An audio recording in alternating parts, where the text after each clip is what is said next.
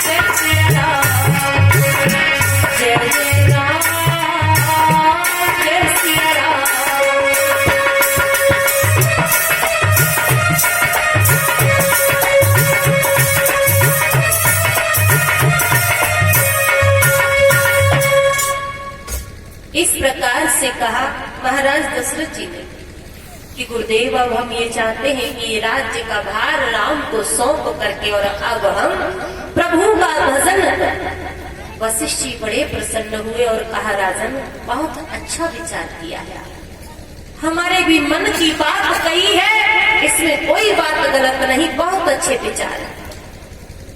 और कल ही राम जी का राज्याभिषेक करेंगे।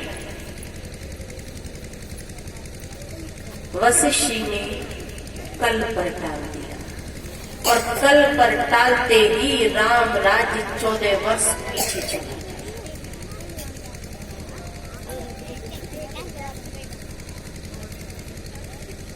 शुभ मुहूर्त वही है जिस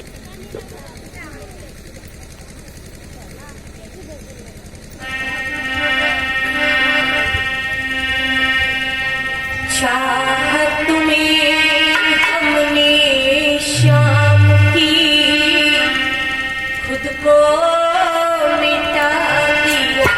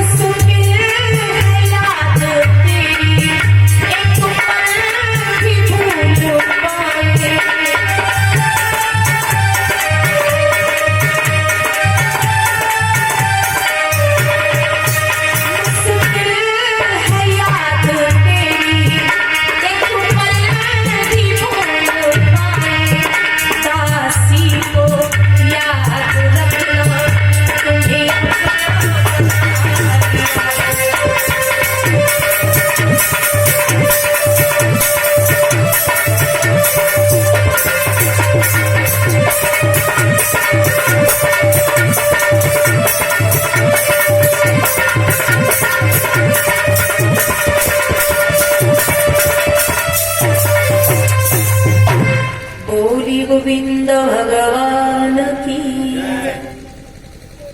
जब वशिष्ठ राम जी को सारे नियम समझा करके और चले गए तो प्रभु राम के मन में बड़ी चिंता हुई और वो जानकी जी से कहने लगे कि आज हमारा मन अच्छा नहीं, बड़ा दुख है हमें।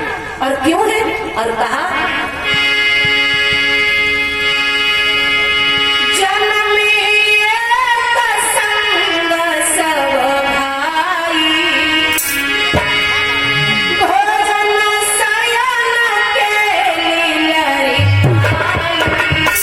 जय जय राम जय सिया राम, जय जय राम जय सिया राम।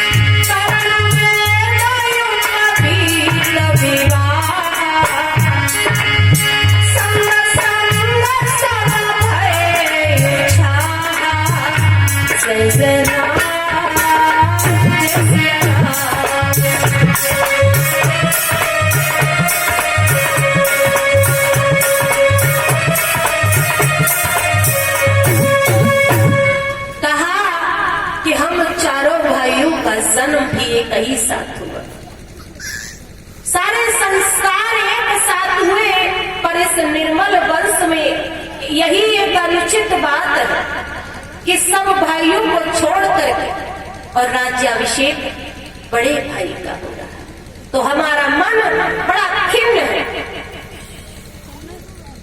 इधर राम जी इस तरह से विचार कर रही है और उधर सभी देवता चक्कर में कि यदि राम राजगद्दी पर बैठ गए तो रावण मरेगा कैसे। और जो संत लाखों वर्षों तक तपस्या में लीन है सिर्फ राम के दर्शन के, तो ये सब कैसे होगा? सभी देवता मिलकर के चिंता मग्न होकर के और सरस्वती जी के पास पहुंचे। जब आप ही कुछ करो जिससे ये राम जी का राज तिलक रुक जाए, और ऐसा कुछ करो जिससे राम वन में चले जाए। सरस्वती जी कहने लगी, देवताओं देख रहे हो आज अवधवासी कितने खुश है, कोई सोने का नाम तक नहीं ले रहा। लोग अपने अपने घरों में सजावट कर रहे हैं, किस लिए? कि कल राम राजा बनेंगे। और ऐसी खुशी के मौके पर आप उन्हें दुख देना चाहते हैं? हम ऐसा नहीं कर सकते। किसकी बुद्धि हम भ्रमित करें? नहीं कर सकते हम ऐसा। सभी देवता कहने लगे, देखो यदि लाखों लोगों के खुशी के लिए यदि 1000 लोगों को दुख दिया जाए तो दे देना चाहिए, और यदि आज आपने ऐसा नहीं किया तो बड़ा अनर्थ हो जाएगा।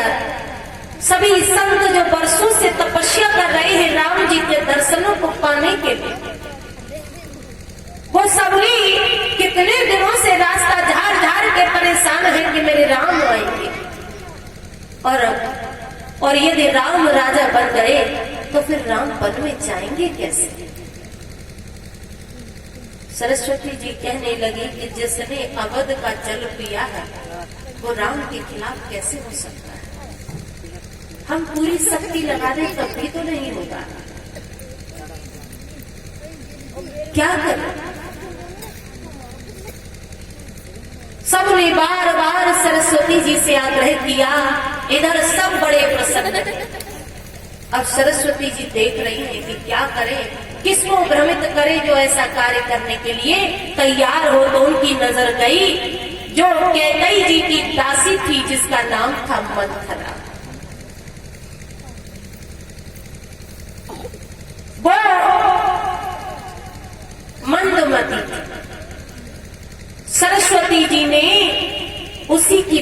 को फेर दिया। वो जैसे ही महल में आगे बढ़ी तो इधर कौशल्या जी की दासियां चली आ रही थी, अपने अपने हाथों में हार लिए थी, बड़ी प्रसन्न थी। तो मंथरा ने पूछा कैसी प्रसन्नता है आज आपको? तो कहा तुम्हें नहीं मालूम कि कल राम राजा बनेंगे। तो ये खबर हमने महारानी कौशल्या जी को दी, इसलिए उन्होंने हमें ये हार दिए। मंथरा ने हार देखे, उसी समय वहां से सीधी कैकेयी जी के भवन में पहुंची और वहां जाकर के उन्होंने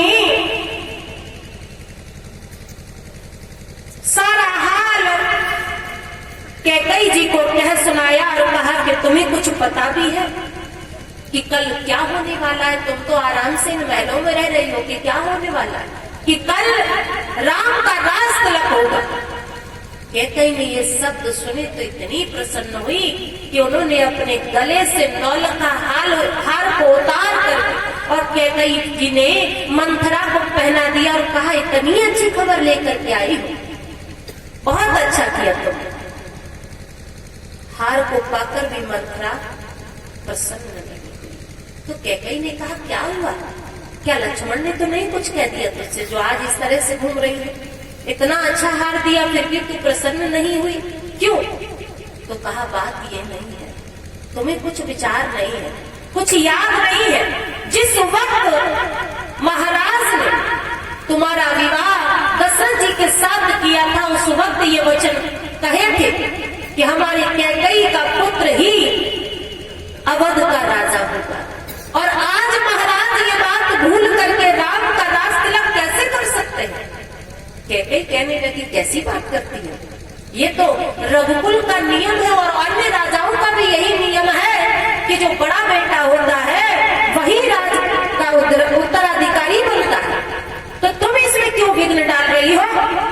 कहा बात इतनी सी भी नहीं है, हमने सुना है कि राम राजा बनेंगे और भरत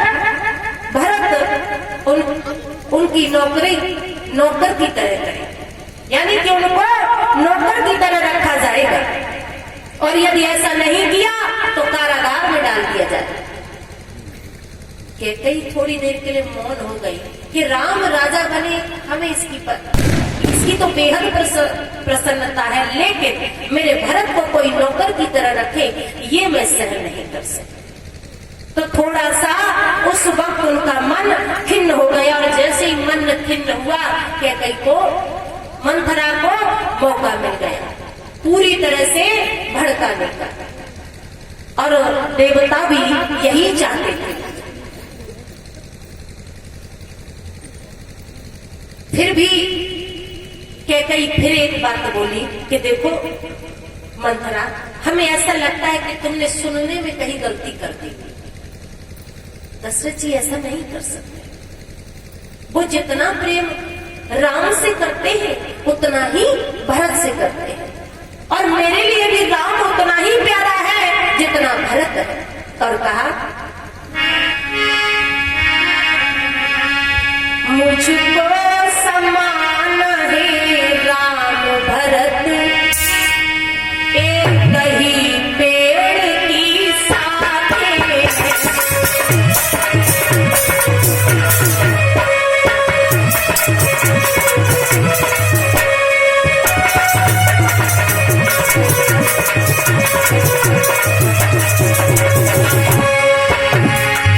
मुझको समान है राम भरत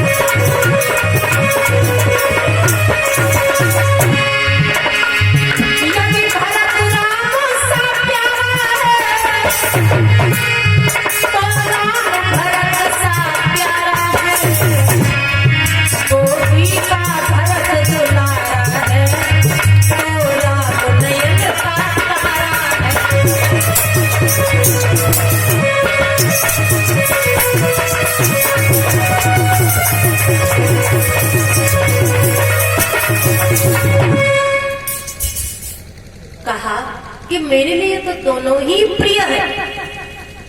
मंथरा कहने लगी कि कई तुम बहुत भोली हो, तुमने एक बार विचार नहीं किया कि महाराज इस समय ही राज तिलक क्यों कर रही हो? जब भरत ननिहाल में ये बात तो उन्हें पहले से मालूम होगी तो फिर उन्होंने भरत को बुलाया क्यों नहीं? हमने तो यहाँ तक सुना है कि यदि भरत ने दासता का भाव स्वीकार नहीं किया तो उन्हें कारागार में डाल दिया जाए और तुम भी दासी की तरह रहोगी और सारा राज्य काज का भार तुम्हारे हाथों से छीन लिया जाएगा, कौशल्या के हाथ में चला जाएगा जब राम राजा बनेंगे। तो बार बार समझाया तो एक बात और भी है कि बुरी बात जल्दी समझ में आ जाती है, अच्छी बात बहुत देर में आती है। यहाँ तक समझाया मंथरा सारी रात लग गई उसे समझाते कहते कितना प्रेम करती थी राम से, लेकिन मंथरा के समझाने पर आखिरकार उनकी बुद्धि में विकृति पैदा हो ही गई। तो कहने लगी कि केकई अब तू ही बता, तू ही मेरी सहायक है कि मैं क्या करूं, क्या मांगू? तो कहा तुम्हें याद है तुम्हारे 2 वरदान महाराज दशरथ जी पर धरोहर के रूप में है, क्यों नहीं तुम वो ही वरदान मांग लो और बड़ी चतुराई से मांगना। और कहा मांगना खूब चतुराई से, जो मांग सफलता